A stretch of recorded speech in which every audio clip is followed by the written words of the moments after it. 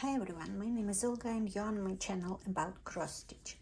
I was asked about filming how I frame my pieces, and I could say that it's not a professional framing. I frame it myself, and probably my tips are unprofessional. I don't know. I just want to show you how I do that. We will reframe my old piece, this one, the pomegranate fruit square by Telling Emblem. I just wanted a little bit more tight frame for it, so I ordered a frame.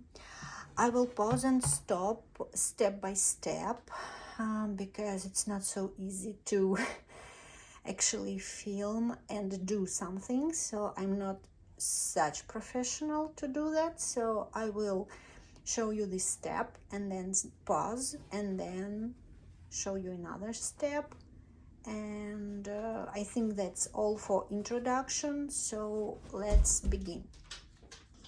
My first step is to preparing layers. As you can see, I ordered the frame from a Rusty Roof. It's not an advertisement, they don't pay me for that, but I just tell you what I do. I like Rusty Roof because they have a good like cardboard. I will be baking later, and they have a glass. I never use the glass, but I use it as a template. So I use the glass as a template, and I use the usual quilting batting. I will show you the packaging.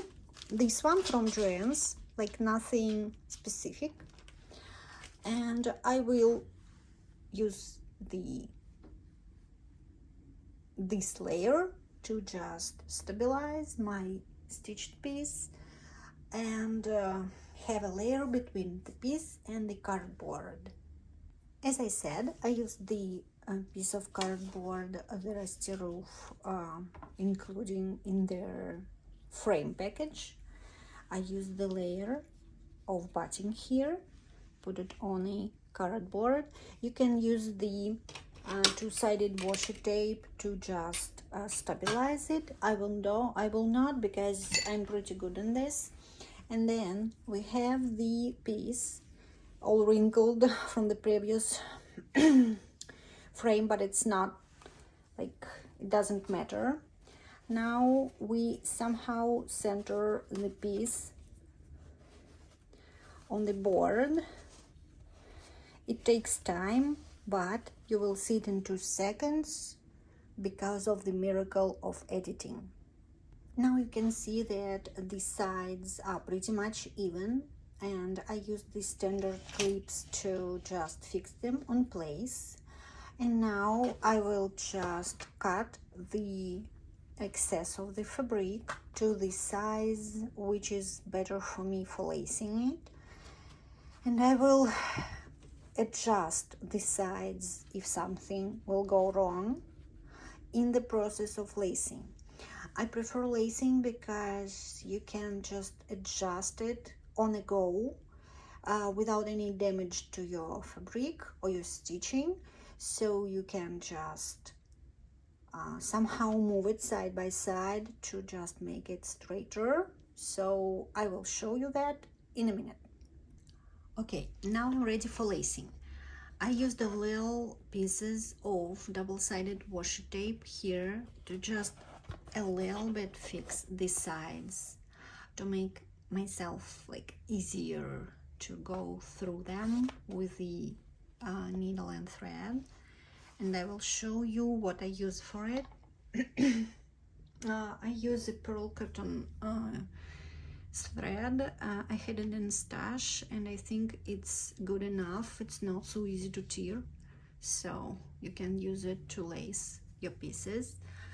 You just need a bigger size needle for that, so I will show you how I lace now. I have a huge needle and a long thread, and I will go from left to right, making sure that my thread goes like the same whites like here. So look, you have a thread there, and I found a point here, for example, to put my needle, and I will tear. Then next spot should be on the same lane as the first one. Oh, it's not so easy to film when I do something without shaking my tripod. So, and then on the same level you do this one, and so you go back and forth. Yeah, here we go. Doubled. I doubled my thread. It's not good, but you see the algorithm, so it will go all the way side by side, and I will show you it like in 2 seconds, and for me it will be maybe 15 minutes. Okay, my lacing is not even like near neat. It's all uneven, and but nobody will see your backing. And on the right side it's all flat, and then we need to do something with the corners. What I do, I make them like this, a little triangle, and I will stitch with the just regular floss like that, so they will lay flat, and here they will be pretty much 90 degrees. So let's do it, and I will show you. I did it with a bright thread just to show you my perfect prim stitches. Just joking, but I fixed the one corner, and I will do the same with others, and then we are ready to frame. And now it is framed. Of course it's not perfect because it's a not professional framing. Actually, I could call it non-professional framing. Of course these lines are not perfectly straight, and I think all professionals will shout at me, like yell at me, but for me it's good enough, you know, it's good enough. I wanted it to be tighter. Okay, and the final part, I will put the cardboard in there. I cut it using the glass, and I will just adjust it a little bit.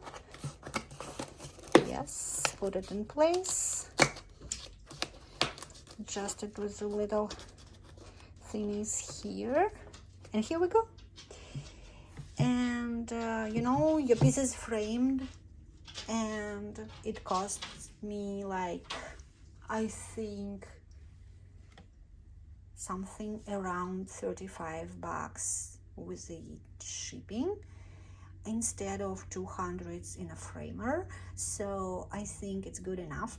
I didn't use a glass because I live not like in a not so dusty area, and I like to see the stitches.